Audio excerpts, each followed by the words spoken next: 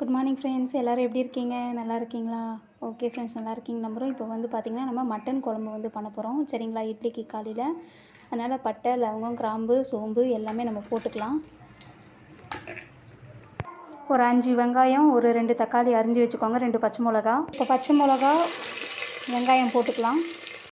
இஞ்சி பூண்டு பேஸ்ட் நல்லா வந்து இடிச்சுக்கோங்க. இப்போ எடுத்து வெங்காயம் நல்லா வதங்கிச்சு பாருங்கள். இந்த மாதிரி டைமில் இஞ்சி பூண்டு பேஸ்ட் போட்டுக்கலாம். இப்போ தக்காளி போட்டுக்கலாம். இப்போ 1/4 டீஸ்பூன் மஞ்சள்தூள் போட்டுக்கலாம். இப்போ 2 டீஸ்பூன் மிளகாத்தூள் போட்டுக்கோங்க. கருவேப்பிலை போட்டுக்கலாம். மட்டன் போட்டுக்கலாம். மட்டன் போட்டு நல்லா வதக்கிக்கலாம். ஒரு 5 நிமிஷம் நல்லா வதக்கிக்கிட்டோம். இந்த மாதிரி டைமில் நம்ம தண்ணி ஊற்றிக்கலாம்.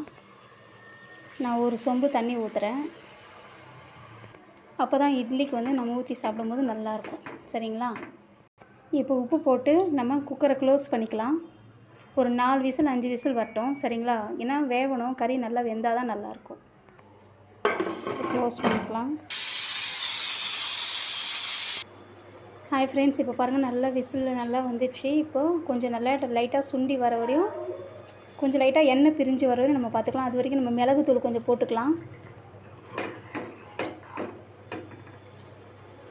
ஃப்ரெண்ட்ஸ், இங்கே பாருங்கள் நல்லா வெந்துச்சு பாருங்கள், நல்லா பூ மாதிரி வெந்துச்சு பாருங்கள்.